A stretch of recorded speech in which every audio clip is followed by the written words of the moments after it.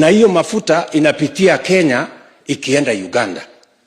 Jameni, unaweza kutueleza vipi ati bei ya mafuta hapa Kenya mahali ni karibu na mahali mafuta inatoka iko bei juu kuliko Uganda, na Uganda inachukua mafuta kutoka hapa kwetu?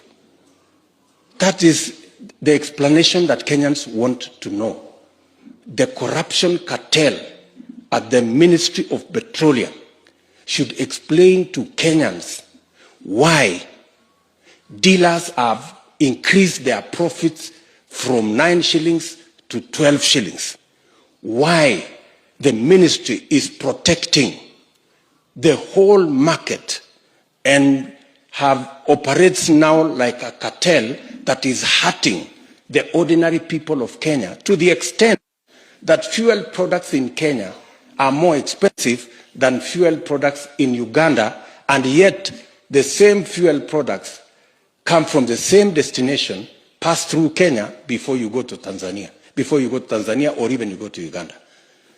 The people at the Ministry of Petroleum have questions to answer, and the corruption cartel in the Ministry of Energy must be broken for the prices of fuel products to come down. We must say it unequivocally that there is no other reason. It is not even about the taxes. It is about the corruption in the Ministry of Petroleum that is aiding a few companies to make super profits while the ordinary citizen in Kenya is suffering high prices. The cartel at the Ministry of Petroleum Products must be dismantled for fuel products, their prices to come down. And we expect it to happen yesterday.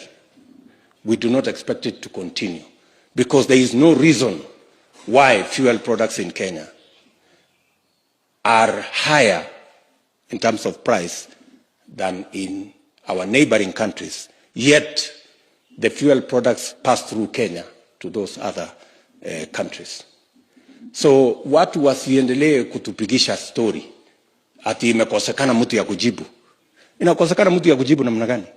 Na tuko na a whole state department that is responsible for matters to do with petroleum in Kenya. So we want, first, the market must be liberalized.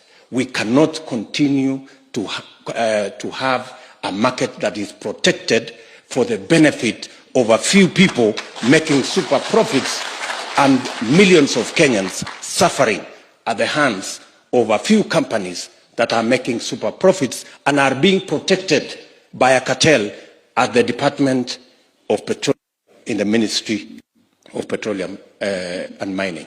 We must dismantle that cartel.